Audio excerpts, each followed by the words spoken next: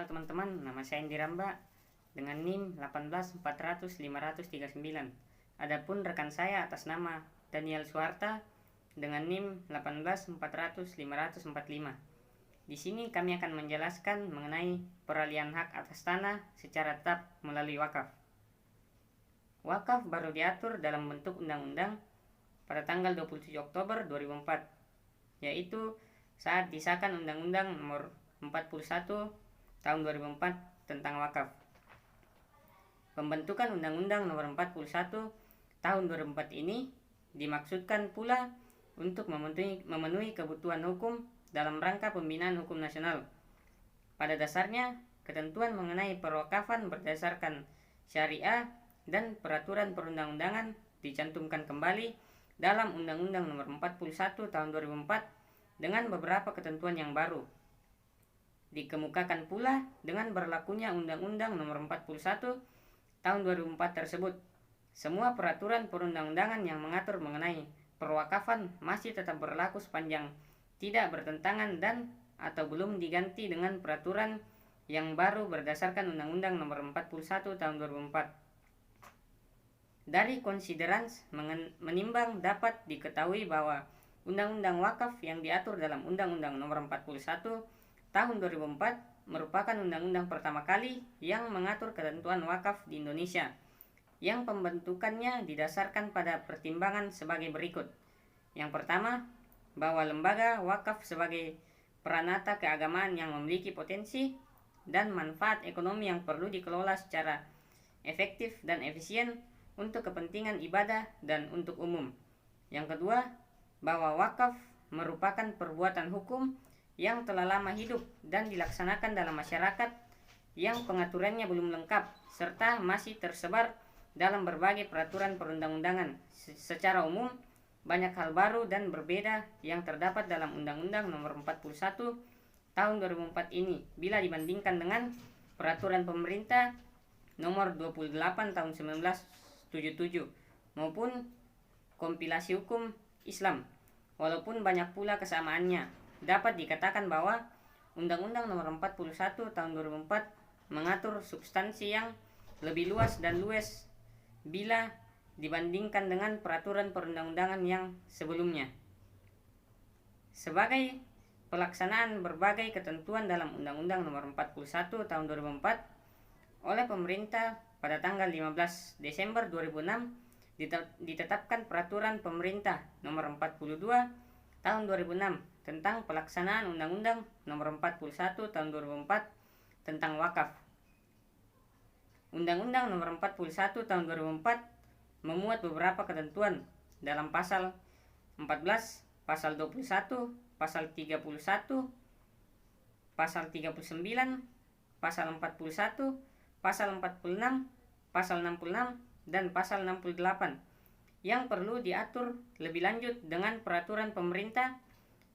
Keseluruhan peraturan pelaksanaan tersebut diintegrasikan ke dalam suatu peraturan pemerintah sebagai pelaksanaan Undang-Undang Nomor 41 Tahun 2004, yaitu dalam Peraturan Pemerintah Nomor 42 Tahun 2006. Hal ini dimaksudkan untuk menyederhanakan pengaturan yang mudah dipahami masyarakat, organisasi, dan badan hukum, serta pejabat pemerintah yang mengurus perwakafan, badan wakaf di Indonesia, dan lembaga keuangan syariah, sekaligus menghindari berbagai kemungkinan perbedaan penafsiran terhadap ketentuan yang berlaku. Dari perkembangan pengaturan mengenai perwakafan tanah milik dan perwakafan di atas, dapat diketahui bahwa masalah perwakafan ini tidak hanya menyangkut masalah di bidang keagamaan, namun menyangkut pelaksanaan tugas-tugas keagrarian, sehingga wakaf sebagai suatu lembaga keagamaan yang dapat dipergunakan sebagai salah satu sarana guna pengembangan kehidupan beragama, khususnya bagi umat yang beragama Islam dalam rangka mencapai kesejahteraan spiritual dan material. Menimbang begitu pentingnya masalah perwakafan tanah milik tersebut, maka hal tersebut diatur pula secara khusus dalam UU PA dan Peraturan Pemerintah Nomor 28 Tahun 1977 sebagai peraturan pelaksanaannya yang juga bersandar kepada ketentuan hukum agama. Kemudian disempurnakan dan diperlengkapi lagi dengan komplikasi hukum Islam dalam Undang-Undang Nomor 41 Tahun 2004. Peralihan hak wakaf tanah milik dalam hukum Islam, hal ini tidak terlepas dari peralihan hak milik atas tanah yang didasarkan Undang-Undang Pokok Agraria. Dalam peristiwa peralihan hak yang berhubungan hukum dengan tanah akan menimbulkan hak penguasaan atas tanah dalam kehidupan berbangsa dan bernegara. Hubungan hukum tersebut berupa hubungan antara negara dengan tanah dan hubungan antara warga negara, baik individu maupun kelompok dengan tanah. Hak penguasa atas tanah berisikan serangkaian wewenang, kewajiban, dan atau larangan bagi pemegang haknya untuk berbuat sesuatu dengan tanah yang dihaki. Sesuatu yang boleh, wajib, dan atau dilarang untuk diperbuat, itulah yang merupakan tolak pembeda antara berbagai hak penguasaan atas tanah yang diatur dalam hukum tanah negara yang bersangkutan.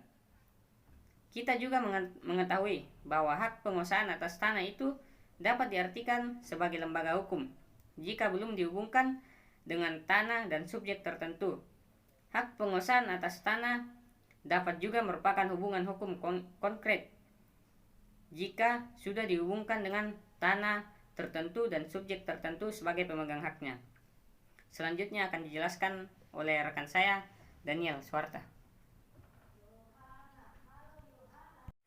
Saya akan melanjutkan penjelasan tentang peralihan hak atas tanah melalui wakaf yang telah dibacakan oleh Yang Diramba.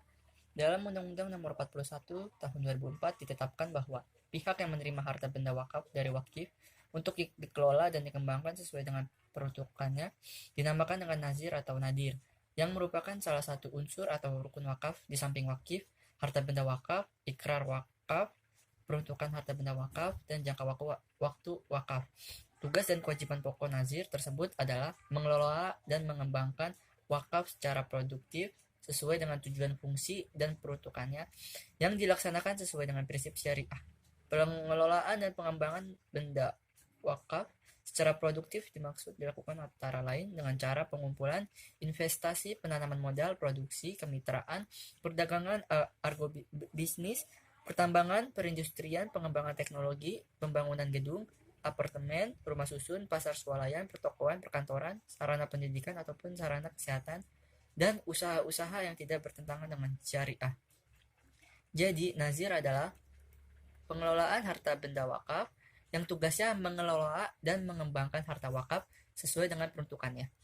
Menurut ketentuan dalam pasal 9 Undang-Undang Nomor 41 Tahun 2004, bahwa nazir bisa perseorangan, organisasi, atau badan hukum. Apabila nazir perseorangan harus memenuhi persyaratan warga negara Indonesia, beragama Islam, dewasa, amanah, mampu secara jasmani dan rohani, dan tidak terhalang melakukan perbuatan hukum, serta bertempat tinggal di kecamatan tempat benda wakaf berada.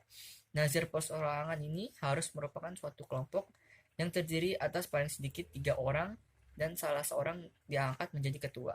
Kemudian bila nazirnya berupa organisasi, maka organisasi yang bersangkutan hanya dapat menjadi nazir harus memenuhi persyaratan bahwa pengurus organisasi yang bersangkutan memenuhi persyaratan nazir perseorangan dan organisasi tersebut bergerak di bidang sosial, pendidikan, kemasyarakatan, dan atau keagamaan Islam, serta pengurus organisasi harus berdomisili di kabupaten atau kota terletak benda wakaf tersebut.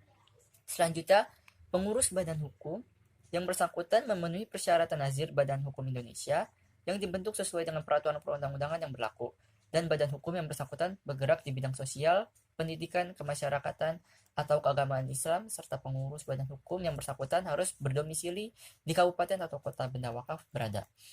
Kementerian Agama dan lembaga-lembaga Islam lainnya secara rinci dalam pasal 11 Undang-Undang Nomor 41 Tahun 2004 disebutkan tugas nazir tersebut yaitu melakukan pengadministrasian harta benda wakaf, mengelola dan mengembangkan harta benda wakaf sesuai dengan tujuan fungsi dan peruntukannya, mengawasi dan melindungi harta benda wakaf, yaitu yang pertama melaporkan pelaksanaan tugas kepada Badan Wakaf Indonesia Harta benda yang diwakafkan tersebut harus didaftarkan atas nama nazir untuk kepentingan pihak yang dimaksud dalam akta ikrar wakaf sesuai dengan peruntukan. Yang kedua,